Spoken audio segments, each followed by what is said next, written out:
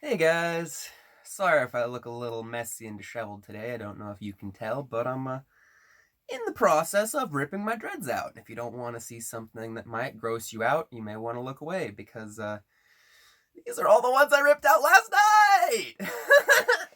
Anyway, sorry to horrify you at home if I did, but this episode I don't know why that's this episode, but it is. We like to have fun here at Gabbin' Aloha America.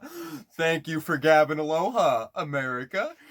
If you like my content, you haven't already, please like, subscribe, and share with people because I'm trying to develop a community discourse here. We're talking about politics. When we're going to be done talking about politics in June because Tulsi's going to get the nomination. We don't even need to campaign after that because her YouTube channel will get 75%, okay, 65% against the Orange Man. He will be scrambling just not to embarrass himself against that assertive Aloha patriot. I mean, can you imagine that race? Really, if you're looking for the most electable candidate who will beat Donald Trump, it's very clear who it is.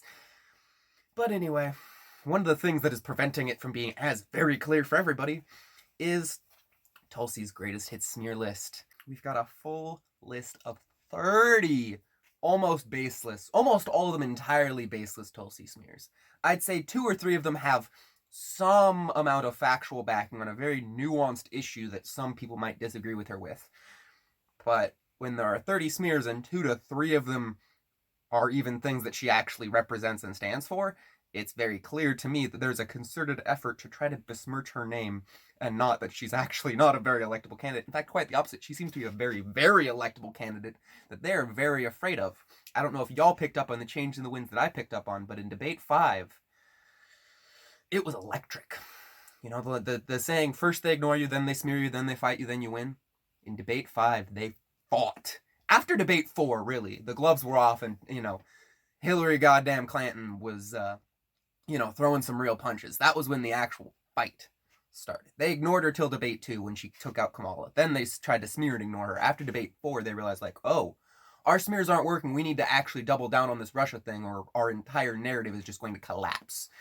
And doubling down just made it collapse faster. And now, well, it's very apparent to people both on the right and the left that there is fake news manipulating our elections and that there's a plethora of candidates fielded in every single one of our elections to try to sell us on a corporatist that says the right things. Yang wasn't interested in promoting UBI for the people in 2016, back when they didn't need to have someone to beat Donald Trump and reunify their press. His 2014 book didn't even mention UBI. He said that the silver bullet to end poverty in 2014 was his entrepreneurship program that underperformed. Within a year of founding said company, he became a Obama White House champion for change, and in 2015 became a presidential ambassador for global entrepreneurship, aka globalism, corporatist corruptopus globalism. And you can bet your butt that Yang's political career would have looked a little differently under a Hillary Clinton administration. But since the establishment didn't win in 2016, we see a lot of backlash. Suddenly, all the tech companies are saying, it's the age of the UBI, we need it now, we need it yesterday. Between January and May of 2017, there were 18 plus articles talking about how it's the age of the UBI. And you want to tell me that these tech companies, these establishment people, are really upset about Yang rocking the boat and giving a UBI? No, they're willing to accept that a UBI is a small price to pay for their ability to reunify the press and regain control before their nasty pedo spiderweb gets completely destroyed, quite frankly. And there's a reason you see a lot of kid creepers vocally speaking out against the Aloha, no more wars, water is life patriot candidate Tulsi Gabbard, because they know that she would absolutely knock the pants off of Trump, that she is the most electable with the most impeccable character and the best policies in this race. But they need to stop that. So they put Pete in here as the veteran vote. They put Warren in here as the other progressive in the race, so hopefully people don't notice that she's not a progressive and that there's another real progressive in the race. They have Burns say things like, I'm the only one promoting Medicare for all, even though realistically there are precisely 2 candidates promoting single-payer health care, and it isn't Elizabeth Warren. And then you have Yang coming in being the dark horse candidate that is being censored off of the news and is complaining about how people are mad at me because I have white supremacist supporters. And, he just keeps saying things that are, that would apply to Tulsi Gabbard more than him. He keeps saying they leave off of graphics. They leave Tulsi out of polls. They leave, it's just really apparent to me that when Yang Gang brings up this media blackout, it's more for the purposes of trying to keep his flagging campaign afloat because of all this flack that he received in the fourth debate. Really, I think that Yang's campaign died in the fourth debate. And really, I think the thing that speaks for itself better than anything else is the fact that Yang says, I never dreamed of being president, I never wanted to be president. And yet here is his stink face.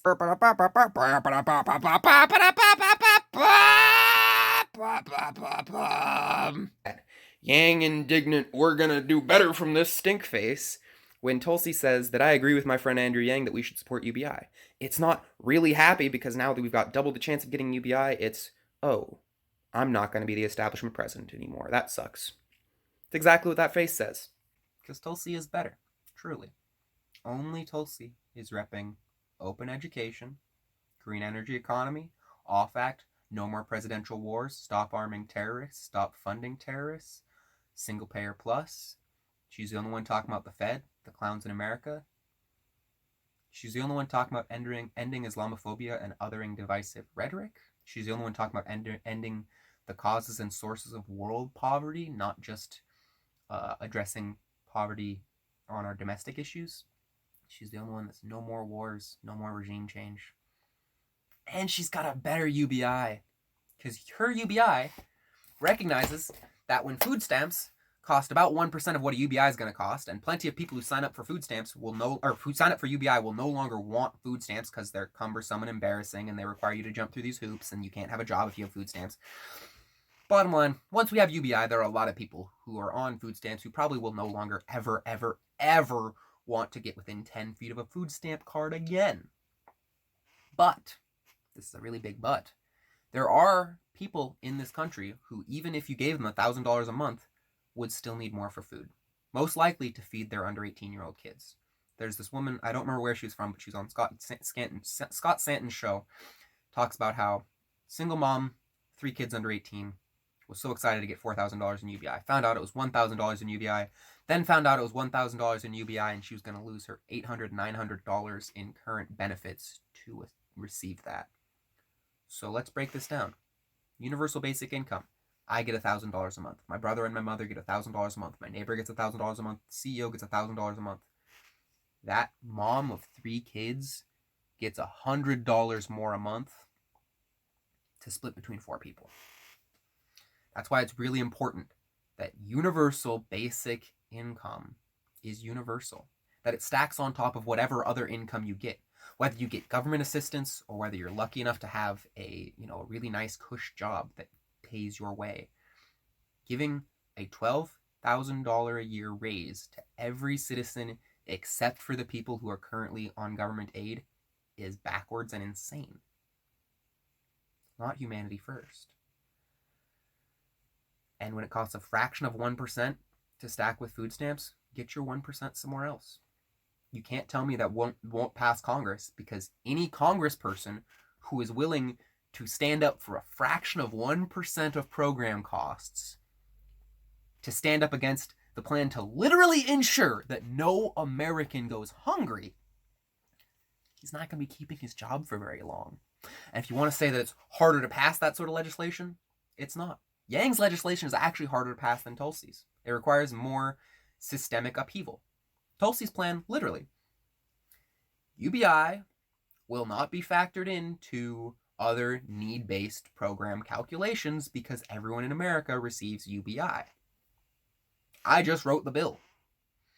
Well, okay, I just wrote that part of the bill anyway. Yang's plan. UBI will be factored into calculations on these, won't be factored into calculations on these, and these over here you can requalify for. It's nonsense.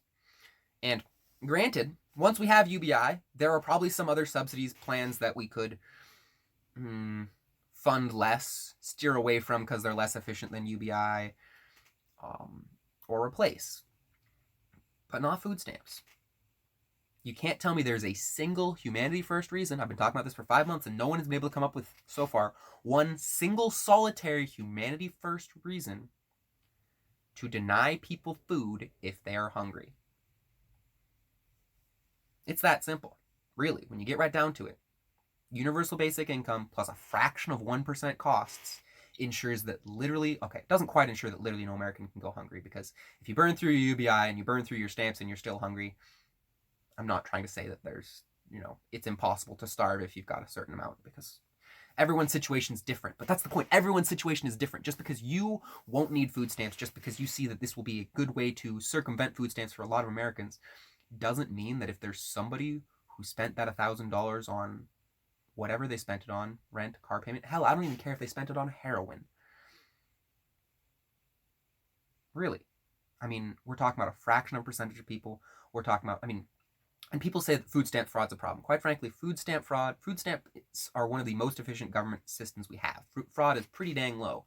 And you're trying to tell me that once people are getting $1,000 a month, we're going to still have, I doubt we'll have hardly anybody who's receiving their $150, $200 in food stamps and trying to sell back food to people to get, $80 for drugs. And if they are, if that's who you are, then we can't avoid some people abusing the programs that are out there. But the majority of people who are going to sign up for food stamps when they already are receiving a universal basic income every single month are people who need food. More importantly, it makes it much easier for people to qualify for food stamps. It makes it so that it's not this race of like, well, but how badly do you really need it? Should we let you qualify or not? It's like, oh, you're already receiving UBI and you want some food support. Sign right up. Please, absolutely come in. We're here to feed people like you who need more support than just for UBI. Probably, do you have kids? I assume you probably have some kids under 18. Yeah? Oh, yeah, I kind of figured. All right, with that, let's get to the actual Tulsi greatest hits smear list. Like I said, there's a lot of them, so we're going to try to get through these quick. The first one, she's in a cult. Now, the guy who made that up, if you track this back to the original message boards where the first people were talking about Tulsi Gabbard being in a cult, it was literally a message board made by a convicted kid creeper who was convicted in Thailand in order to come up with ways to smear Tulsi. My hypothesis is because she's the only candidate on that stage with a policy to address trafficking and child chilling. So, just a thought there why that's the second, maybe even third convicted kid creeper that has been behind an organized campaign to try to end Tulsi's career. I'm not sure about, Peter Friedman, something like that. There's this guy, Peter, Pieter. Apparently, if you mention his name on Twitter anywhere, he just appears and starts trying to defend himself. One of those, much like the Yang Gang, or specifically trolls like Cloudy IM, appear out of nowhere when you start trying to say things that they don't like about Andrew Yang and say, well, but excuse. It's like you can't make an excuse for reunify the press, for not standing for spending a fraction of a percent to ensure that literally no American goes hungry and your universal basic income is a universal income for all, and for not remaining silent after 8 months regarding child chillers. Even though I've sent numerous emails to the campaign, and probably at this point there are hundreds of tweets that say at Andrew Yang where I say specifically, hey man, you shouldn't stay silent on child chillers. It has lost him hundreds, maybe thousands of votes, and he remains silent. I can't come up with a good reason to remain silent on that issue. Realistically, no one is going to politically say, did you hear Yang came out against human trafficking? That dude is such a radical. Like, no, people are going to be like, wow, that's cool. I really appreciate that someone else is talking about that. So I don't really see why he stays silent. The next one along the same lines, Tulsi is anti-LGBTQ. This was actually, in some cases, propagated by the same kid creepers that one of them even kicked around the idea of trying to make a rumor that Tulsi's brother-in-law, I think, was gay. Someone in Tulsi's family was gay, and that was supposed to, make her lose following with the Republicans or whatever. And then they're like, that's really that smear's not going to hold water in 2019, so let's go with the fact that she's anti-LGBTQ instead. But in 2002, when Tulsi was 21, she participated in her dad's charity that was sort of vaguely anti-LGBT. I don't know the details. They might have been more than vaguely anti-LGBT. I don't want to offend anyone here, but bottom line, Tulsi did not realize what she was repping, and she had grown up in a household that didn't cause her to question those sort of beliefs. at 21. At 21, I was kind of a dummy too. I was I wasn't conscious, quite frankly. I was still on autopilot going through school, and I didn't realize how much I didn't know. I learned more in, a year and a half of reading when I finally sat down and said, I don't know very much about how this world works, than I did in, 16 years of formal education. Like, you learn. It's not about what you used to represent, it's about what you stand for. And it's clear to me that Tulsi stands for, humanity first, compassion. By 2007, she no longer held those positions. That's 5 years of being maybe a homophobe. Realistically, just being ignorant of the realization that homophobia is an issue, I would say would be more accurate assessment. In any case, for well over a decade, she has been a vocal champion of LGBT rights. And more importantly, having someone who has really had that realization, who leads with compassion, is important. Because if you tell people, if you send the message that if you were ever anti-LGBT, you're always anti-LGBT, one, that sends the fear within the LGBT community that anybody who once hated you probably still does, so don't bother ever becoming friends with them.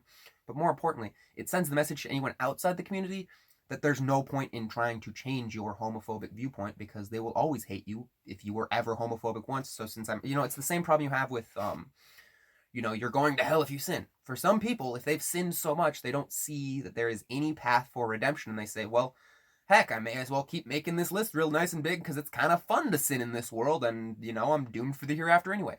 It's the same kind of idea. Like, if there's no benefit to being less hateful, if you know that you're going to be, viewed as hateful by that group, whether you're actually hateful towards them or not, like, it doesn't make people want to be more compassionate. I'm not trying to suggest that it's one person's fault or the other group's fault or any. I'm just pointing that out, that we need to lead with compassion on this one. Wow, this is going to take a while if I'm only on Smear 2. She's an authoritarian warhawk in disguise. That's pretty silly. They use mostly the phrase that she said, where I'm a hawk on terror and a dove on regime change war.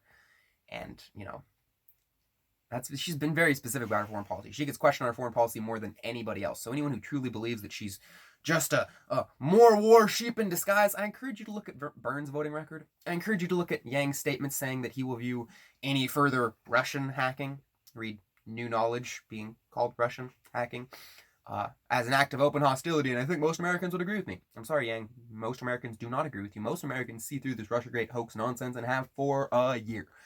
So I recommend you ditch that one and stop trying to signal to some people that you'd be willing to go to war with Russia. I'm not trying to say that I know everything about anybody. It's entirely possible that Tulsi Gabbard has all of us fooled, and she really is secretly a wolf in sheep's clothing. But I kind of doubt it. And quite frankly, if that is the case, if truly our democracy is so lost that someone who's so vocally outspoken against the clowns in America, against the Fed, against our broken pharmaceutical sick care system, against everything that's wrong with our world, domestic and abroad, if you can take that candidate and fake it and actually be a, astroturf controlled CFR plant to, win the vote from us rebels, we're doomed.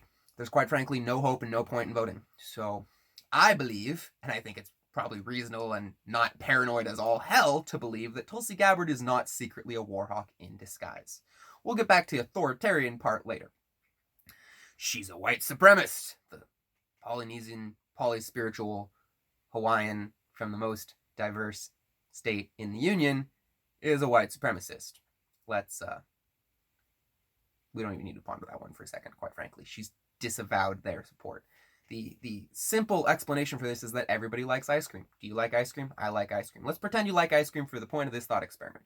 So, if a white supremacist, neo, whatever you want to call him, if Osama bin Laden likes ice cream, would that make you second guess whether or not you should like ice cream, or consider that you might be a neo whatever, supremacist whatever? No, you're going to go, that's because ice cream's delicious. Tulsi Gabbard is ice cream. Even if a, crazy person over here, and I don't mean to call you crazy if there are any white supremacists watching this, I kind of doubt it, but like realistically, you're ignorant. You are led by ignorant beliefs. I try not to name call even people who probably deserve name calling, because I just think that that's a good practice to get in that I've picked up from my candidate. But even if you are misled by ignorance, you can still recognize that no more wars, addressing our sick care system, opening our education system so we can learn real lessons from history and stop falling for the same nonsense, are all good, productive things to strive for. By the same token, they say that she's got support from the Russians, she's an unwitting Russian asset. And it's like, they print out these statistics saying, look at how little favorable support Joe has in the RT. Look at how little favorable support these other establishment candidates. And Tulsi has 30% approval in the mentions that she has on RT. First of all, she has about a third of the mentions of RT as Joe Biden and Bernie Sanders. But more importantly, again, it's because everybody likes ice cream. Her policies might be approved of by Russia because she wants to end freaking war. Do you think Russia's sitting there going like, oh yeah, I love war, let's do war? They've got 10 military bases worldwide. We've got almost 200,000. Their GDP is smaller than South Korea. Like, I don't understand why Russia's the big bad and not the AI authoritarian censor state that's just across the pond from us. Big pond. I suppose usually when you say across the pond, you're talking about the little pond, but across the Pacific Ocean from us is AI authoritarian China, which some of our candidates want to cooperate with on the AI that they use to censor their people. Looking at you, Reunify the Press guy. We can't send the Reunify the Press guy who says we can't create jobs without a UBI up against the orange man who coined the term fake news and did create jobs without a UBI. Like, sorry, but if you want a UBI, there's a better UBI candidate around in Tulsi Gabbard. And she doesn't require Unify the Press to protect free speech. And in fact, I would argue, most people would argue, that Reunify the Press is the exact opposite of protecting free speech, and in fact makes our press less unified, because whenever you try to reunify around truth over here, anybody who goes, excuse me, your truth says 3 bullets caused 5 holes in our president, and I don't buy that, is now a, C-word, C-word, nonsense hawker, right? And they need to be kept away from our good little sheep that understand the truth over here with our algorithms. She's anti-abortion. Now, this argument comes literally from people who are trying to promote eugenicist ideals. Because Tulsi is not anti-abortion. She's anti-third-term abortion when the health of the mother or child is not at risk. Which I think is pretty reasonable. Personally, I think that if you can't figure out within the first 6 months of your pregnancy whether or not you want to keep the child, you can, go through 3 more months of pregnancy, birth it, and give it up for adoption. Like, at that point, you've kind of made your bed. Not to say that it's my position to legislate on how women's bodies should be legislated, but I don't even like the term legislating women's bodies, quite frankly. But at the end of the day, like, post-birth abortions are currently things that happen in some of our states, are currently things that people advocate for in some of our states. This is a really nitpicky, nuanced detail of the issue, I should say. And quite frankly, even if Tulsi was, first of all, she says anti-third-term abortion unless it affects the health of the mother or child. And some people will say, in some of the articles I've read, she doesn't say or child. The life or serious health is at risk. If your child is coming out in some way that, you can pick it up on an ultrasound and would want to abort him third or her third term on, most likely the woman's health is at risk too.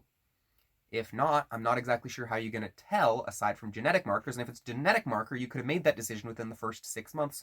So once again, it feels like the niche, very few situations where a third term abortion that's not impacting anyone's health, but like, I just don't, even if this is a serious issue for, 1 in a fraction of a percentage of women in this country, it's not a reason to throw the baby out with the bathwater. And Tulsi's, of all the people on that stage, Tulsi's the one that's compassionately listening. She has the most nuanced position on this issue, and she's not trying to outlaw anyone who needs any medical treatment from getting it. That's not her campaign at all. The exact opposite. She's always about making sure everyone has access to any treatment that they want. And it's just a matter of stopping infant organ trafficking, quite frankly.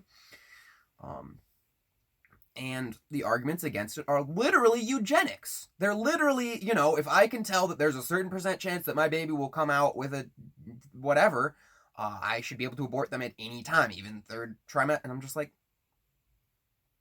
You know, you can argue with me if you want pros and cons about not having a kid if you are, 70% sure it's going to have some serious defect that might make their quality of life worse. I'm not going to try to argue one way or another on that one because that's beyond a sticky issue, and neither is Tulsi because that is beyond a sticky issue.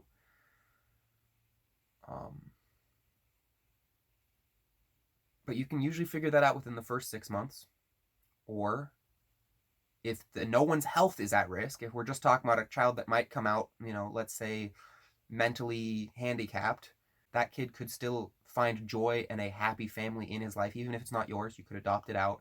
If no one's health is at risk, again, you could have made that decision anyway. I think I might offend somebody if I stick on this topic too long. Kind of exhausted it. Tulsi is not Medicare for all. That's number 6. So we're a fifth of the way done at 15 minutes. Oh boy, we're going to need to pick this one up.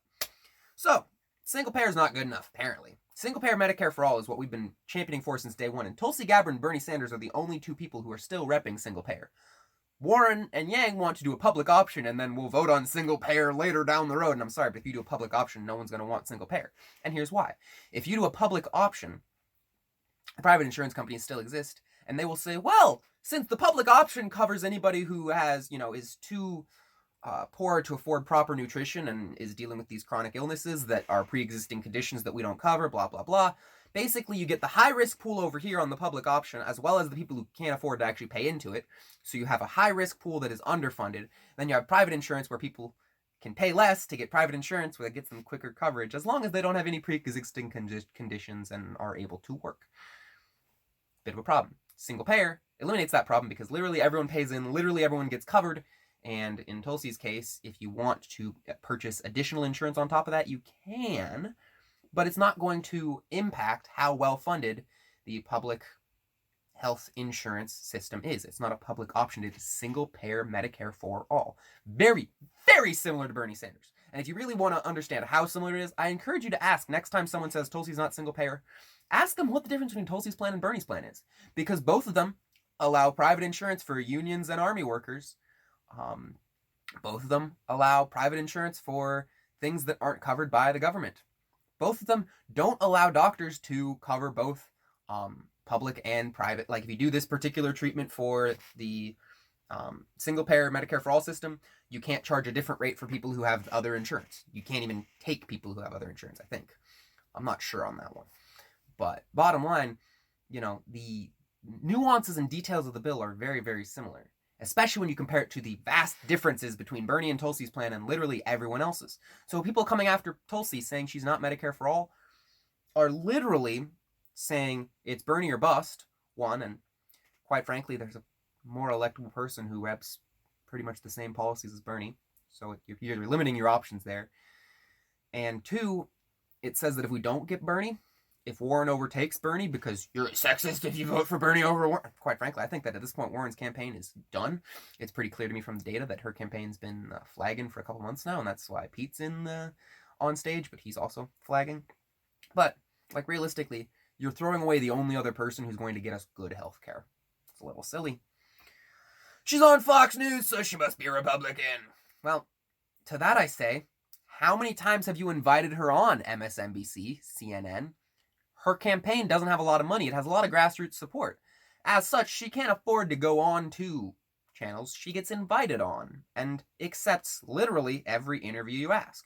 So if you want to wonder why she's on Fox News so much and never on your own mainstream news channel of choice, go ask your channel. It's not Tulsi's fault you don't hear about her enough. I'll tell you that. She's running for president. You don't think she would rather be on as much TV as possible, especially on the channels that aren't going to get her yelled at for being on an unfavorable enemy network? No, that's nonsense. Not to mention, the fact that she appeals to Trump voters is probably a good thing. If you think that, well, if a Trump voter is going to vote for you, blah, blah, blah, I encourage you to look back at my argument about white supremacists. Everybody likes ice cream. She's a Russian asset. We've covered that one. Let's be honest. If she were a Russian asset, we'd be accusing her of treason. And more importantly, she was the vice chair of the DNC. She's a member of the CFR. She's been, in Congress for 12 or 7 years, a while. she's been in the National... She's a major in the National Guard and has been for 16 years. Or been in the National Guard for 16 years. Like, you want to tell me that that person's a Russian asset and we're just not doing anything about it? You have no evidence. It's nonsense. Just nonsense, but it did help Tulsi's campaign, so I appreciate that. 9. She's an assertive Aloha moderate on Maduro. That one just comes down to her standing against regime change. She recognizes that the way that we promote regime changes in this country is we say, that person over there is a brutal dictator and they're abusing their people. We need to stop and protect those protesters. And sorry, but the protesters aren't always so nonviolent. For example, in Maduro's Venezuela, we have video of the protesters throwing a Molotov cocktail on a truck that was bringing food to mitigate the starving citizens in Venezuela. And originally, our mainstream news networks tried to blame this on Maduro's opposition army, whatever. And thankfully, someone paying attention watched the video and noticed that the Molotov cocktail was thrown from the protesters, not from the army. Also, I don't know why the army would be throwing Molotov cocktails, because they probably have, better flame equipment, but it's a good thing someone was paying attention to that news brief, because it totally changed the story and brought out the truth. And as Tulsi Gabbers, we're all lances for the truth. So, to suggest that those, anti-government rebels were just trying to get a free Venezuela when they were burning the food that was going to keep citizens from starving, it's just a little more nuanced than that. When Burns says, Sisi is a tyrant in Egypt because Sisi's trying to stop people from genociding Coptic Christians, when he says that Modi's a brutal tyrant in India because he has 80-odd% approval rating in elections, and Indians are far more involved in politics than we are in America, so that all logically means that he must be illegitimate as a ruler. Byrne literally made a statement standing against Article 370. Article 370 is the Kashmir thing in India, and it basically was giving women the right to own property and standing up for LGBT rights in Kashmir. And Byrne, at a Saudi fundraising event, stood against that. He said vocally, we need to, I don't know the quote, I don't have it on me, but, he stood against LGBT rights and women having the right to own land in India because the DNC establishment told him that Modi's a bad dude, and because one of his aides or something told him, hey, if you say something bad about Modi at this Saudi fundraising event, people will like you and clap. It's not great. Burns my second choice is the best plan B America could ask for, but it just really shows the low bar that our politics have set in this country so far. No offense to Bernie Sanders. He was by far the best option in 2016, and we all know we were rigged in 2016. But in 2020, there are better options. And I'm sorry, but he wouldn't have gotten to the position of being the second choice for president if they weren't at least somewhat okay with him. He wouldn't have stayed in Congress for 20 years without voting for some of the wars and bombings and terror acts and regime change efforts in Syria that he voted for.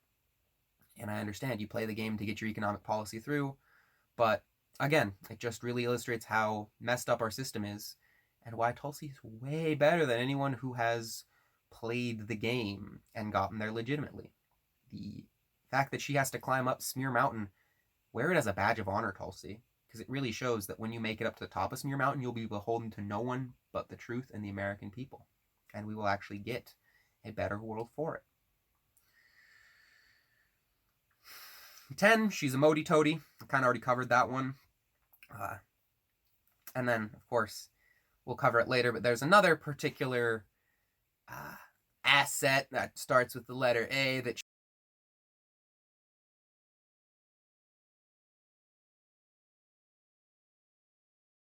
has been some famous last words of many candidates this election. She was a member of the CFR for 5 years, so she must be pure evil. Again, I kind of urge you to look back at some previous arguments about the fact that if she's pure evil in disguise, we're doomed. There's no hope anyway, because Byrne, who's been there for 20 years, is certainly not a saint. Not with all the bombings and wars he's voted for. But quite frankly, she was there for 5 years, and she came out of it, again, just like she came out of war, learning the right lessons. To me, it's not about where you served, it's about whether or not you saw the corruption there while you did. And it's clear to me that she took one look in that CFR and went, I don't like the way y'all are running our country and the DNC, and, are screwing these elections and keeping Bernie out, and I'm out. And so to me, having spent some time there just gives her intel on how the enemy works and tells me she has the integrity to not fall for their honey traps. That's pretty cool. She's not a member of the CFR anymore, and several CFR members have made it clear in no uncertain terms that they do not like her. So, I think, again, this falls in the category of fairly baseless. Number 12. She's not a Dem, because she doesn't rep every single Dem policy, because she doesn't toe the line every time. Sorry, do you want someone who's going to vote the exact same way your party votes every single time, even when their party is screaming about impeachment and not talking about improving the things in our country that need improving? Or do you want someone who's going to stand up for what's right, even when it makes them not a Democrat? I mean, if it takes, not signing the No More Presidential Wars Act, not addressing the Stop Arming Terrorist Act, and ignoring the Off Act to be a real Dem, again, wear it as a badge of honor that you are not qualified to be a real Dem. 13. They won't let her get the nomination. They're not the ones voting in the primary. They can do all they want, smear her, keep her out of polls, try to say that the Yang Gang blackout is... It's just really silly how much Yang's campaign wishes he was Tulsi's campaign, but people see through because she has authenticity, whereas he has reunified the press. They're trying. They would rather have Yang, they would rather have Bernie, and they recognize that they don't get any of the candidates they would really rather have as our nomination. But they're trying to do whatever they can to keep the only candidate who has a policy to end trafficking and is no more wars from becoming our next president, even though she's the best president America has ever seen. That should tell you all you need to know about whether our system is fair and transparent. 14. No one knows who she is. She's not doing well enough in the polls. That's just silly. She's doing better than Yang in the polls. She's going to win New Hampshire, mark my words. She just got almost 20% in an online poll that Yang got 50-odd% in, but Yang's got the gang, so I'm not sure I believe most of his online polling stuff. They skew everything. But she got almost 80% in a poll posted on Hillary's World, at Hillary's World on Twitter. She got more than all three of the other women candidates, more than 4 times what all 3 of the other women candidates had combined. So, it's clear that she appeals to all demographics. She got 4th place in Wisconsin the other day, even though she's never, ever campaigned in Wisconsin. She's been the first #1 Googled candidate after every single debate, and she now has the 2nd most web traffic after Andrew Yang as well.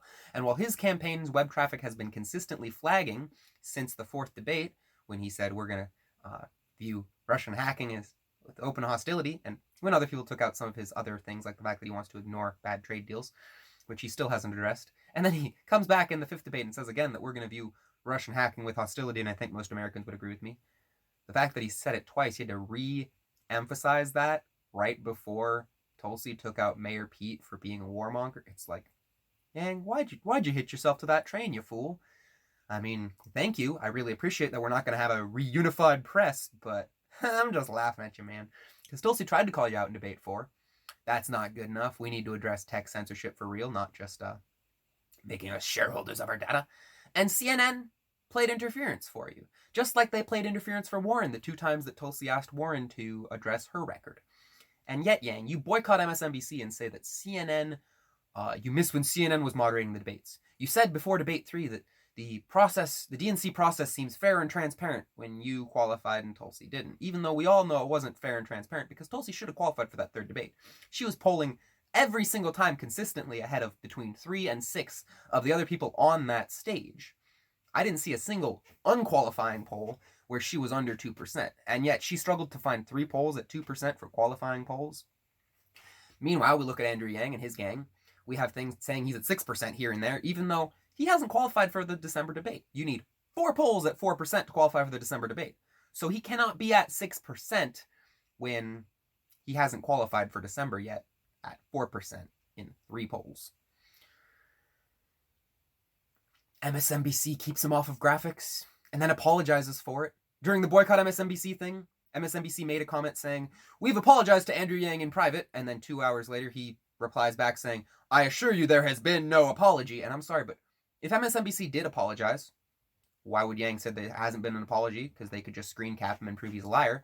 If they didn't apologize, why would they send that statement except for to get him free press? Why would they call him John Yang except for to give him free press?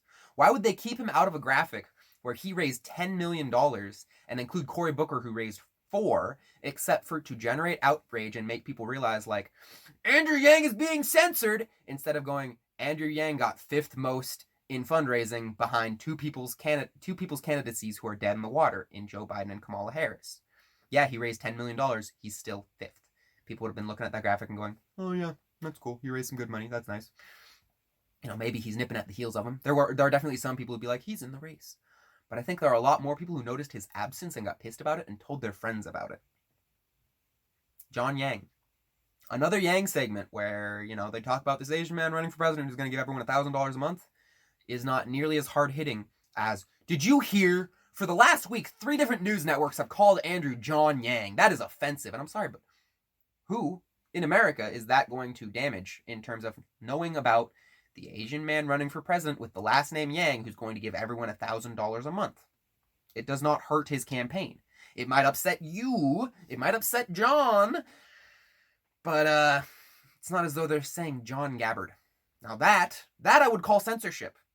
You know, Tulsi is the big name. But Yang? They know the name Yang. They know there's an Asian man running for president who wants to give everyone $1,000 a month. And now, instead of just, oh yeah, he was on MSNBC again and he said the same thing again, you've got something to talk about. No one knows who she is. You know who knows who she is? Every single person who pays attention to politics. Yeah, the polls don't show that she's doing fantastically. Polls show that Biden is doing well. And you want to tell me that there are going to be any Biden voters showing up for the Iowa caucus? Not very many. That's a struggle. He's given up on the first 4 states in this primary, and he's just hoping his name recognition. Quite frankly, I don't think he's hoping for anything. I think he's just waiting to no longer be in the limelight. But that's another issue. But quite frankly, Tulsi, people know who Tulsi is. Anybody who's watched any of the debates, she was the most Googled candidate. She's out polling Yang, and she's out webbing Bernie. And she's undeniably the best candidate that America's ever seen. Yang Byrne are the best plan B that America could possibly ask for. Pete's not going to do it. Warren's not going to do it. Biden is definitely not going to do it. It's Tulsi, Byrne, or Yang for Pick Up Your Trash 2020. And when it comes to picking up your trash, Tulsi Gabbard's been doing it since Water Girl and Oily Owl. She lives it.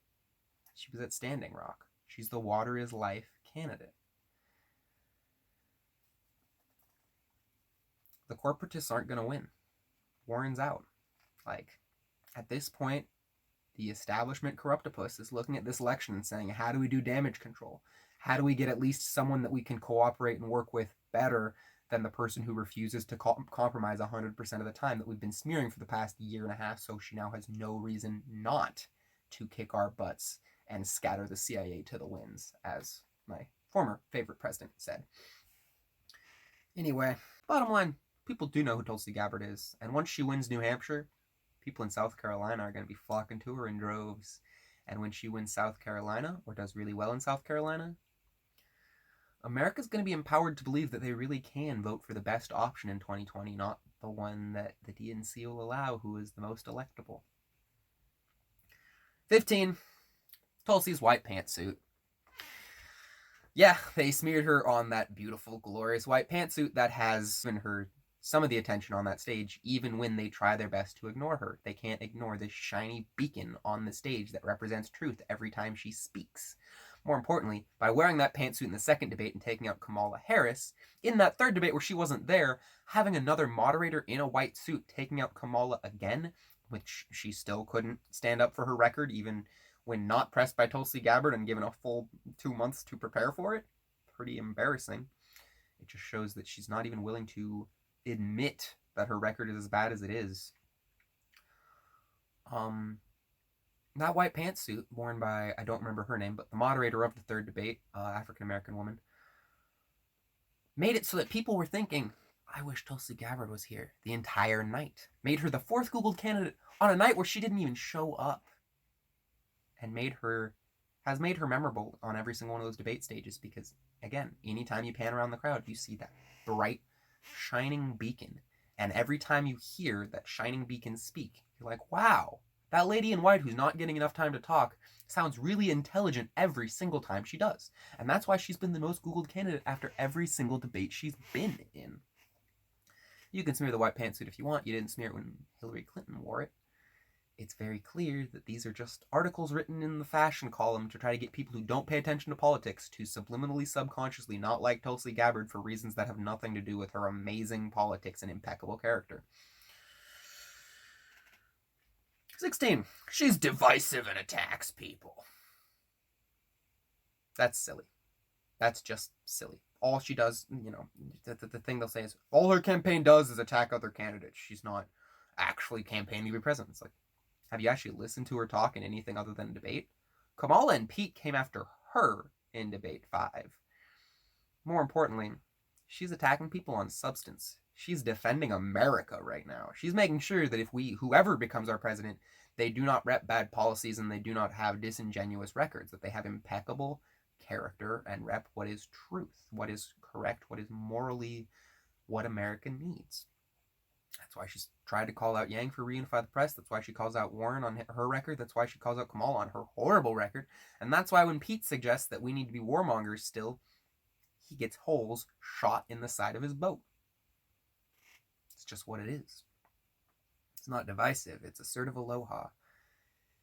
And it's funny to me because if you actually listen to Tulsi talk, she's by far the least divisive candidate on that stage. She's the only one who says things other than, I'm the only one, she'll say. My friend Bernie Sanders, my friend Amy Klobuchar even, and she'll talk about things that they did together in Congress. Bernie's slogan is not me, us, but he ignores the rest of us. Tulsi's slogan could easily be all of us. And I do mean all of us. She appeals to, Yang-Gangers would happily vote for a better Tulsi UBI. Burners would happily vote for Tulsi Gabbard. There are Trump voters, there are voters in America who have never voted before in their lives who would happily vote for Tulsi Gabbard and no one else. Should be all you need to know. But if you need a little more, let's consider what kind of Bernie voter, what kind of Yang voter, what kind of Trump voter, what kind of Hillary establishment voter isn't going to vote for Tulsi Gabbard. Because there are some. They are the people who believe the nonsense smear lies, who believe the warmongers when the warmongers say we need to stay engaged. So we might not be winning their votes. We can win this country without them. Just wait for New Hampshire, my dudes. BDS. Her vote on BDS. Plenty of people took objection to that. I took objection to that at first, and then I realized, that's a political firestorm. There was no safe vote on that vote. Now, she does not believe in boycotting and sanctioning other countries, and I agree with that, quite frankly. There are Palestinians who say that when you boycott and sanction Israel, the suffering trickles down to them and they don't like it. These are Palestinians who say, please stop boycotting and sanctioning Israel, because when you take aid away from them, they're not going to be inclined to want to give more aid to, suffering people that they barely view as human. It's not they. I don't want to generalize here. There are plenty of amazing, wonderful Jewish people in Israel that are lovely, hospitable, awesome human beings that I've slept in the homes of. I'm not trying to make a denunciation of any people as a whole, but there are definitely people who perpetuate a apartheid state in that country and view Palestinians as less than people. It's something that needs to be addressed. But if she'd voted the other way on BDS, we would have been hearing for the last 8 months that she's an anti-Semite. And that would have been the end of her campaign, quite frankly. Because all the baseless sneers they throw at her so far are pretty easy to reject. Even this one, when you get right down to it, boycotting and sanctioning is not productive. It's not as though that Tulsi has said that you can't, as an individual American citizen, express your First Amendment rights and boycott a country or an organization. She's saying that we shouldn't, as a nation, systematically be boycotting anybody. And generally, I kind of agree with that. But if she'd voted the other way, it would be a nightmare. So anybody who faults her because they think that she really needs to be much more anti-Israel, or anti the Israeli mafia, we'll say. And personally, I agree. I think that she could be more vocal about this issue, but I recognize why she's not. She's still running in the primary. Once she gets the general election, that is a really great pressure point to push Trump on, because he's been very soft to Israel so far. And I know that Tulsi's called out Netanyahu several times. I know she doesn't like the apartheid state. I know she'll handle that situation right. So I think it's a very prudent and tactful move to not destroy your campaign so you can actually have a chance to make a difference in the world. And unlike Bernie, who votes for wars and covert operations in Syria and bombings in Gaza to make the prudent choice to make sure he doesn't destroy his campaign, we're talking about deciding not to boycott and sanction people from having access to resources in order to make a slight compromise to stay in the race and become our best president ever. Like, again, it's not as though she's, incredibly pro Netanyahu. She's calling out terror in every single terror state, and that includes Israel. 18. She's Islamophobic. It's really pretty the opposite. I just finished reading the Quran yesterday. Awesome book, by the way. I really recommend it to anybody who wants to open their minds. I'm not trying to suggest that you need to become a Muslim, but I'm suggesting it's a good book for anyone to read, quite frankly. It's very compassionate and open-minded. There are a few slightly dogmatic parts at the beginning, so take that with a grain of salt. But the reason the book is written the way it is that you progress through it. It's very clear to me that the idealism of this book is to show how silly dogmatism is at the beginning. There's all these very stark, strict regulations about how one should and shouldn't live. Within the first 1/5 of the book, that all disappears, and we're talking about love and light. Don't do sectarianism. Don't try to divide people.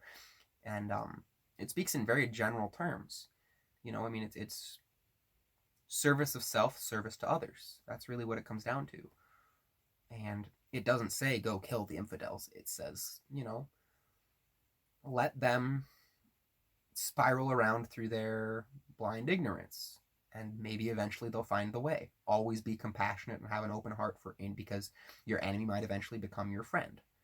I'm really surprised by how tolerant and rational and reasonable this book is. I can see why a lot of people are Muslims around the world. And quite frankly, there are parts in that book that really jive well with Hindu belief specifically. There are parts where they talk about how there is one God, and that God made jinns and man who control the earth. In Hindu beliefs, there are multiple gods, but they're all part of the one Brahman God. I'm sorry if I'm butchering anyone's faith here. I'm doing my best. But I can understand why these two religions do work so compatibly together, because they have the same worldview and they both believe in leading with compassion. And anyone suggesting Tulsi is an Islamophobe clearly has not listened to or talked to Tulsi Gabbard, and is probably just, I don't even know where that smear comes from, quite frankly, because she's the furthest thing from an Islamophobe on that stage. She's the only person talking about how we should stop bombing them. But on top of that, she's also talking about ending divisive rhetoric and leading with compassion and getting people to realize that most of these religions and most people just want to be good people, and we've been misled by the promotion of the most extreme within these groups as the normal. Realistically, there are plenty of Muslims, or I don't know about plenty. There are Muslims out there who believe that Christians are, evil because they ran crusades. There are Christians out there that believe Muslims are evil because they bombed our towers. Quite frankly, most people in both those religions hate that they're represented by those radical bad eggs. I'm not trying to suggest that there aren't, especially in any organized religion that gathers a lot of money and becomes a megachurch, you're a lot more likely to have some creeps at the top. But reading a book that inspires you and trying to live a humble, pious, charitable, kind, and compassionate life, opening your heart to divine inspiration and to listening to your conscience, and your conscience, I suppose. That's something that we can generally all get behind because it's universal. And Tulsi's trying to promote that universality and end most divisive rhetorics in this country. She's the furthest thing from an Islamophobe. You want to know an Islamophobe? In 2017, on the floor of the United Nations, Bernie Sanders said that Palestinians, he was asked, if we fail with a two-state solution, could Palestinians have equal rights in a one-state solution? And Bernie said, no. that would be the end of Israel as we know it, and Israel has a right to exist. Israel does have a right to exist. And it would be the end of Israel as we know it, because as we know it currently, it is an apartheid state. Giving equal rights would end apartheid. So let's break this down. A two-state solution is apartheid. Netanyahu, Bernie, me, many people agree that the time of if we were going to do a two-state solution, should have happened 20 years ago. At this point, it is kind of a historically dated, not as viable idea, because the resources have been so stratified, the density of population has been so stratified that making a two-state solution would just perpetuate the apartheid state. So Burns says that if we don't have a two-state solution, Palestinians can't have equal rights because Israel has a right to exist. So in other words, if we don't do a two-state apartheid solution, we're going to do a one-state apartheid solution where they don't have equal rights. Hooray for apartheid. And in 2019, Burns said that Palestinians deserve equal rights. I was cheering when he said that in Debate 5. But that's the first thing Debate 5 was the first time he's really spoken up anti-war pretty much since 2016, pretty much this entire campaign. And it feels like his statement saying Palestinians deserve rights was probably made because he's taking heat from the statement he made on the UN floor in 2017. Maybe, maybe not, but it's, the dude's almost 80. People are saying, well, we can push him left. We shouldn't have to push him left. At this point, he is a wizened old man who should understand how this world works. And the fact that he's still talking about transition Maduro, I don't think we can push him left. We've been pushing and he hasn't budged. Well, okay, I guess he made a statement saying the Palestinians have a right to have, rights. But it's still kind of a question of why. A question of timing, a question of why he made the previous statement just 2 short years ago. Or why he makes, statements that are denying LGBT and women's rights to own property in favor of Saudi fundraisers. Again, it shows character. And that was recently. That was within the last year. Okay, number 19, we have Joe Biden and Ellen type comments. And if y'all don't know what I'm talking about here, Tulsi has, in a couple of cases, made some comments on Twitter that have gotten people up in arms because she's been too nice to people who don't deserve being nice to. Some people say that she's a Joe Biden apologist and she's just courting him to be his VP. I'm sorry, Joe Biden's not a real candidate. She's not courting to be anyone's VP. She's said many times she's running to be president. She's taking this to the convention, and that's offensive. I even found an article that talked about how Tulsi Gabbard is holding Joe Biden's old man balls. That is freaking offensive as all hell, dude. But quite frankly, what Tulsi Gabbard did with Joe Biden was Kamala Harris was calling out Joe for a record that Kamala also shares. And she was clearly doing it for free political points and not to actually try to press Joe to improve his record because, quite frankly, Kamala's record's worse on that, and she was being disingenuous about repping what was going on. She was clearly spreading nonsense for political gain and not actually trying to press people on the issues to improve issues that matter. And Tulsi said, hey, we should stop being divisive. It's pretty much what she said, was call people out on issues, not on nonsense. And people said, what you doing defending Joe Biden? Joe Biden's a race, blah, blah, blah, blah, blah. And it's she's not defending Joe Biden. She's pointing out that Kamala Harris is being the school bully. And with a sort of aloha, like she does every time, she's not putting up with, not tolerating the school bully being rude. Same thing happened with Ellen. Ellen went to a football game with George Bush.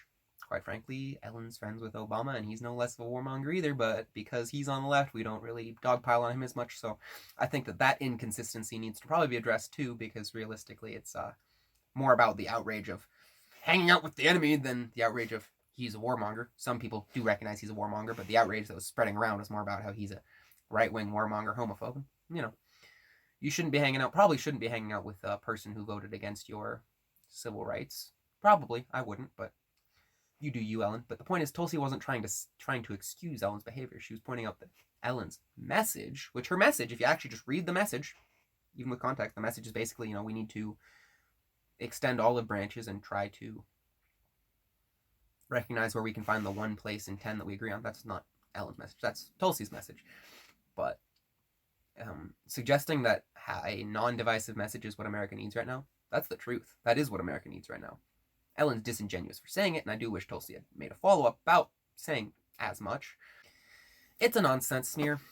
It is because she's being compassionate and non-divisive, and they use it to try to say that she's fraternizing with opponents that we don't like, when she's not. She's calling out the school bully, or trying to promote compassionate aloha, and not ignore bad stuff, bury your head in the sand, compassionate aloha either. Assertive aloha, addressing issues that need addressing every time, but recognizing that vilifying people does not help. Make people aware of their record, but you don't need to vilify them with vague language to make people aware of the specific human rights violations that people have carried out. She's a bloodthirsty soldier. That's one I've heard a few times. You know, she shouldn't have gone to Iraq if she really believes these sort of things. But I'm like, she's a combat medic veteran. She didn't shoot anybody. She saved lives and saw the worst horrors of war. But more importantly, she went to war and she came out with the right lessons. This is horrific. This is abusive to the people we're supposed to be helping, and it needs to stop. Just like, you know, she was part of the CFR and realized that they were corrupt as hell and had to leave the DNC because they were mistreating Bernie and doing some other shady things as far as election meddling. That shows integrity. The fact that she was in that position, sure. It shows that she was on the inside, and when she saw what the inside was doing, she left. The fact that she's a soldier, she still serves, shows that she wants to do the right things. She wants to make sure that there's someone there who has the perspective that she has, who can be the moderate, compassionate voice and say, hey boss, maybe we shouldn't bomb that over there because there's a better way. Again, she's a combat medic veteran. She learned the right lessons from war. It's not that she's been a soldier that I have a problem with. Some people might have a problem just with the fact that she's a soldier, and any soldiers, all soldiers are bad. I encourage you to broaden your mind, because look what happened after Vietnam. People were drafted and sent into the jungles to suffer, came back with PTSD and all sorts of trauma, and they were hated by their people because we didn't like that war. Don't hate the soldiers. Hate the war. 21. She'll take away your assault rifles. Well, no. No, she won't. Sorry, that's, again, another myth that's being propagated about Tulsi Gabbard, that she hasn't really... I mean, it seems like when she was sort of tentatively kind of in that position, it was because she accepted it because she didn't want to be, you know, firebombed by all the people that are going to be up in arms because she doesn't want to ban assault rifles and crack down on gun control. She just wants school shootings to keep happening, blah, blah, blah, blah, blah. But she talks about, you know, the real important issues when it comes to gun control. And wow, if you want to see an amazing, historic debate on gun control, watch her town hall in Manchester, New Hampshire. People are going to be writing in the history books about that moment. You have this guy, Ed, who talks for like 20 minutes about how concerned he is that any regulation is going to increase violence and make it so that good law-abiding citizens can't have access to guns while legal people still will have access to guns. And by illegal people, I mean people who do illegal things, not immigration. That's a whole other issue.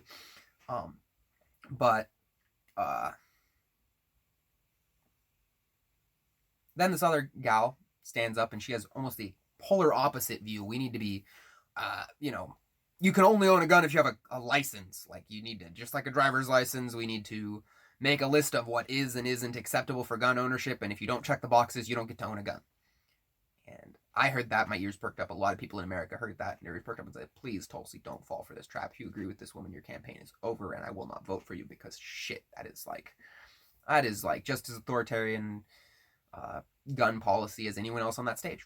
And Tulsi handled it like a champ. I really encourage you to watch Rochester, New Hampshire, 11/27 town hall, because it is historic, truly. No other candidate could have come out of that situation having won over both sides of that crowd.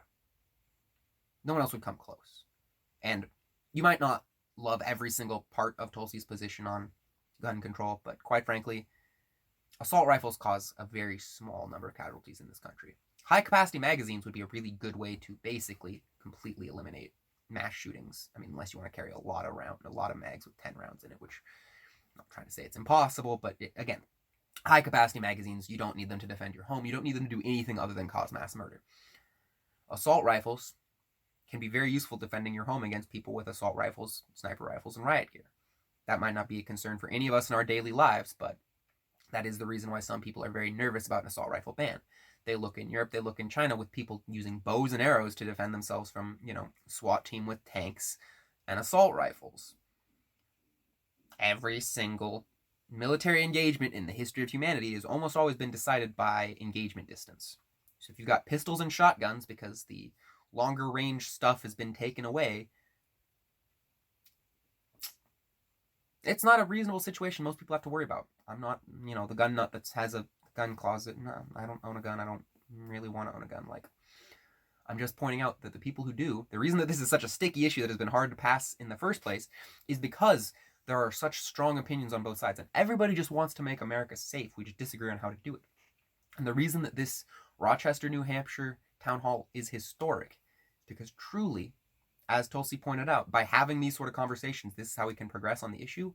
And really, by just watching that town hall, we can see what the solution is and why this situation has been so difficult and testy to get past in the first place. And instead of ping-ponging too far this way, too far that way, and never actually passing gun legislation and continuing to have shootings in the meantime, Tulsi just shattered the whole narrative in half an hour. And only Tulsi could have done that. Bernie wouldn't have won that room. Yang wouldn't have won that room. Trump wouldn't have won that room. That's why Tulsi's our next president.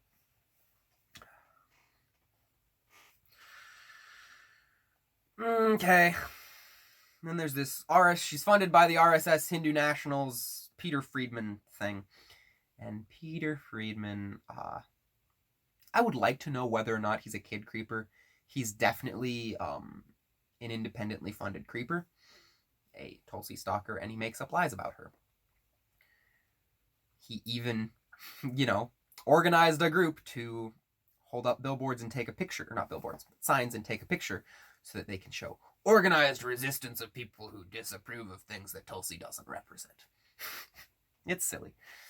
But if you hear that she's supported by Hindu nationalists, RSS, whatever, blah, just know that Peter Friedman, the same guy who started that myth, also started myths that she's somehow a Hindu-phobe too. Pretty silly. And that they're fairly well baseless. Tulsi has denounced Hindu nationalist support, if there is any, and most of the Hindu nationalist support that they were talking about really stems from this Gujarat riot that happened in 2002 in India, which Modi had just ascended to the minister of that region of India, I want to say within a month or two of this riot. And it was a riot of Hindu pilgrims on a train coming back from a temple ruin that they were chanting around to try to imbue it with energy. And a organized mob of Muslim radical dudes came and lit the train on fire. And this started a riot in Gujarat where I want to say 200 or 300 Muslims were killed. Tragic. Horrible event. But our mainstream news still tries to blame Modi, who just ascended to office, for personally being in charge of that whole thing. When, quite frankly, the Supreme Court of India has confirmed that, one, he had nothing to do with it, and two, these riots were started by...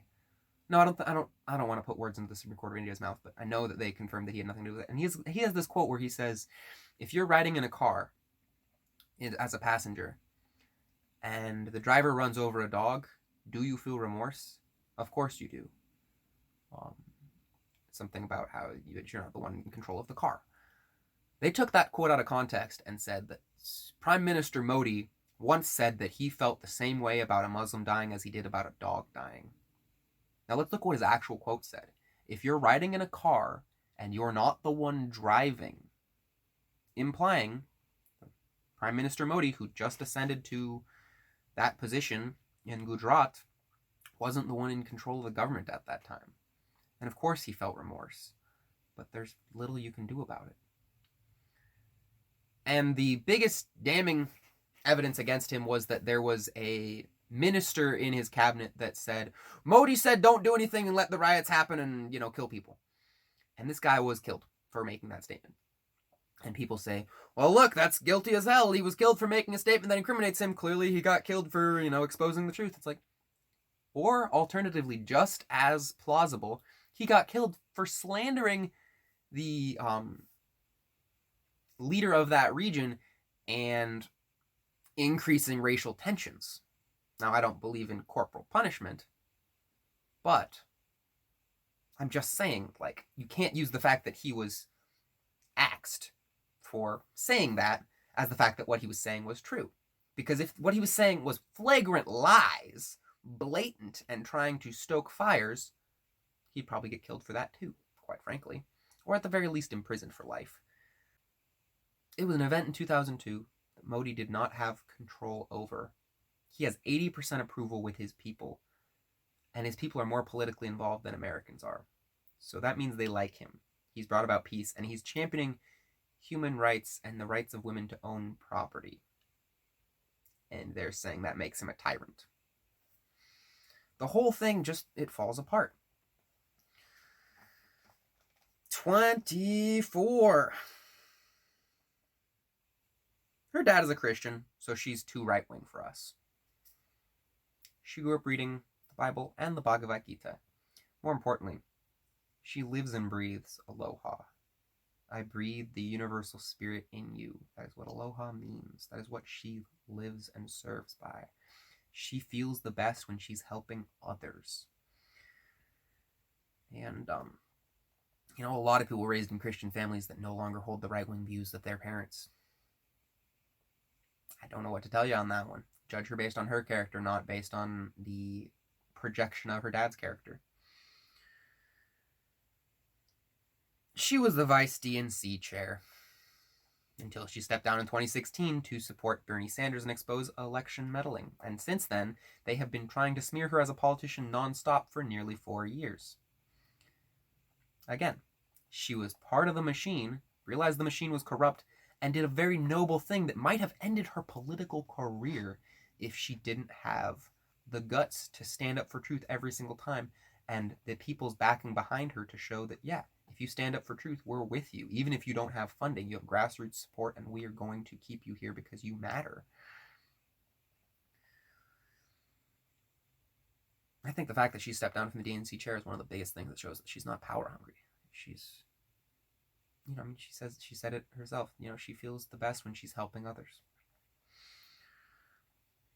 They say that she's all talk and no action. Lock 'em up Amy Klobuchar gets it done. Lock 'em up Amy has been taking Tulsi's bills. Tulsi's been repping Securing Our Elections Act backup paper ballots since 2017. They passed it in 2019 and put Amy's name on it, and passed a near identical bill with Amy's name on it in 2019 and said Tulsi hasn't done anything.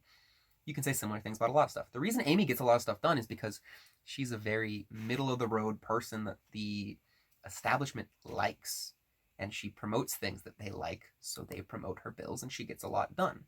It's not a badge of honor. It's not something we should be excited for in a candidate that you get a lot done in Congress. I mean, look at how little has been getting done in our Congress for the last, almost more than a decade. When Obama was in office, the Republicans took the Congress and we couldn't get anything done except for, bailing out the bankers. Now that Trump's in office, the Democrats are in charge and we can't get anything done except for building a wall. In those environments, the person who's getting stuff done is the person who is shoehorning through the bad legislation while the good legislation stays contentious and blocked in Congress. So the fact that she's got a lot done is not a good thing. The fact that Tulsi hasn't gotten a lot of her awesome bills through when she's repping bills that we clearly need isn't an indictment on her. It's an indictment on every single other congressperson. The Off Act? Burns talking about Green New Deal all damn day when the Off Act is actionable legislation that can be gotten done now. Green New Deal talks about things that aren't climate, jobs, housing, things that are important, don't get me wrong. But if you want to pass climate legislation, if you want to make climate legislation less contentious to pass, getting rid of all the fluff and focusing on how do we address pollution, how do we end fossil fuel subsidies and stop fracking and address, really lead by law, water is life. Actionable legislation to get us sustainable by 2035 is better than a suggestion to be sustainable by 2050 that talks about jobs and housing and things that people are going to go, why is all that in the same bill? I don't necessarily support whatever you might not necessarily support. Like, we all agree the climate's messed up and we need to address pollution. If you make a bill that just addresses pollution, it might not pass through crooked Congress because they have reason to ignore good bills, but realistically, it would be a less contentious vote for the people. And if crooked Congress doesn't want to pass the Off Act once the people are aware that the Off Act exists, that is again an indictment on every single congressperson that's trying to ignore it, and they won't be keeping their jobs for very long. Instead, we compromise and promote the Green New Deal. And Tulsi just hasn't been that effective and hasn't gotten very much done because people would rather support mediocre legislation that they can argue about all day than support better legislation that can actually get passed quickly and improve our world. And if that doesn't sum up exactly the problem with American politics for the last decade, I don't know what does. She didn't say enough about helping minorities in her 8 minutes of the last debate. It's another smear that they'll give to Tulsi. She hasn't been talking about helping minorities enough.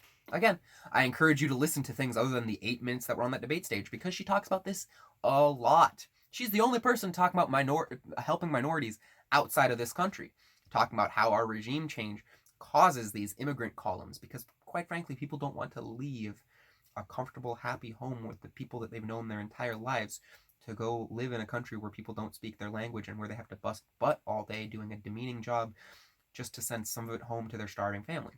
That is not an ideal life plan for anybody. It is done out of necessity and desperation as a result of us committing regime change acts in these countries that destabilize them. On top of that, she is talking a lot about helping minorities in our country. Entrepreneurship programs, green energy economy programs. She's for both a UBI and a federal jobs guarantee now, and a $15 minimum wage. And she's the first person on that stage who was actually talking about reparations. You want to tell me she's not doing enough for minorities? She's talking about prison reform, end cash bail, decriminalize opioids, legalize pot. I mean, she checks literally every single box on this one, so I don't know what you want me to say. The fact that she's not doing enough for minorities is, by definition, the most baseless of smears. All right. She's a third-party spoiler. 28. That's silly. She's said it over a dozen times. She's not going to run third party. She's taking this to the convention. And she's going to win, quite frankly. Saying that she's only there to... That is insulting. That is demeaning to her campaign and to her as a person. She's not qualified to be president. She's not deserving enough that we as Americans are pipe dreaming and insane for believing that we can actually vote for the best presidential candidate option in 2020. No, it's insulting to everybody to suggest that she's a third-party spoiler at this point when she clearly has said otherwise. 29. She's just too authoritarian. And as far as I can tell, this smear is pretty much just based on other people cherry-picking some things that she either did or did not vote for that, often were from before she resigned from the DNC and was still beholden to some of their nonsense. And even so, it's not as though there's anything from her deep, dark past that is really deep and dark compared to, anything on Burns' record, quite frankly. And more importantly, Single Payer Plus is the least authoritarian healthcare plan on that stage. It is single payer Medicare for all, with the addition that take away government's ability to be the sole arbiter of what is and isn't covered. Because if the government decides we're not going to cover that under Burns' plan, under the Canadian plan, well, you go take pills and repeated treatments of stuff that they do cover, and the rich people go to Mexico where that treatment is accessible, or they pay a lot to get access to it. Under Tulsi's plan, if there's some treatment that, can cure someone's cancer, and your sister's friend Ethel was talking about how she had that same cancer 8 years ago and went to this awesome doctor that did this cool treatment that just zapped it and it was gone. We're talking about anti-cancer vaccines in Cuba right now. There are awesome treatments that we currently don't use because the FDA doesn't approve of them. Under Burns' plan, tough luck. You can lobby your government to get them to cover other things. Under Tulsi's plan, another independent company that says, well, there's this really effective, cheap treatment that will cure cancer. We could make our own insurance pool of the, 800 people in this particular area that want to use this treatment to cure their cancer, and we know that it's going to be, much more cost effective than what anyone else can do, and anybody who wants their cancer cured without long, arduous chemo and invasive procedures may want to go with us, so we're going to offer a service that people like, and they might be willing to pay for that in addition to their single-payer healthcare that they all already pay into and receive. And if that independent company can create a profitable business around curing someone's cancer more cheaply than the public option can, more efficiently than more efficiently and cheaply than our single-payer healthcare can, then the government can now look at that and say, well, clearly there is interest in this alternative treatment, and we're currently spending a whole lot of money subsidizing everyone's chemo over here when there's a really quick cure over here that we could be spending less on. At that point, the government can say, maybe we should start covering that treatment instead, because we're not getting paid by the FDA to, bury cures anymore, so we're no longer feeling lobbied and pressured to want to say that this thing is cure, this thing is medicine, and that thing isn't medicine, and quite frankly, we could save a lot of money using this better approach. That's like the least authoritarian policy in this race. She's also the only one not infringing on her Second Amendment's rights, which I guess some people could say makes her a right-wing authoritarian because she's going to arm our militia or whatever, but that's a stretch, dude. She talks about our need to defend our Second Amendment, but also the fact that the Constitution calls for a regulated militia, not an unregulated militia. So pass, some good gun regulation laws, figure out how to make sure that when there are people with serious red flags, we don't give them access to super death machines, getting rid of high-cap mags, things like that. But, you definitely want her regulating your gun situation, not Byrne or Yang or Trump. Clearly it shows that she's not an authoritarian. And last but not least, you know it, you love it, she's an Assad apologist. How many people's political campaigns have ended in 2020 with, but she met with Assad, I'm a 5-star candidate, I'm a 5-star man, she met with Assad. Pete, I'm looking at you. I'm also looking at Kamala and Tim Ryan, and there might be some other people whose famous last words were or are she met with Assad before the end of this presidential race. I think Warren's probably shrewd enough to recognize that that hasn't worked so far, but, it's pretty funny watching what happens when somebody's boat suddenly has a huge hole in the hull and they're taking on water fast. They kind of panic and just say what comes out of their mouth quickest, and the first thing that pops in their head is, oh, Assad, Russian asset, Assad. With that, my friends, that is our Tulsi Gabbard greatest hits of smears.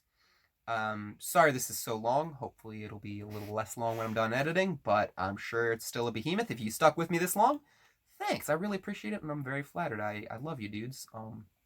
Thanks for gabbing Aloha, America. Don't let them skeptical Skeksis steal your essence, my dudes. And, please share this up. And remember, next time you see anyone smearing Tulsi Gabbard, just direct them over here or to Alan Myron's video that I posted up in the intro because, that really says it all in 2 minutes. That made me weep, honestly. It was epic. I saw that and I went, should I even make this video? Alan, you kind of just nailed it in 2 minutes. And I'm way too wordy for that. Picture says 1,000 words.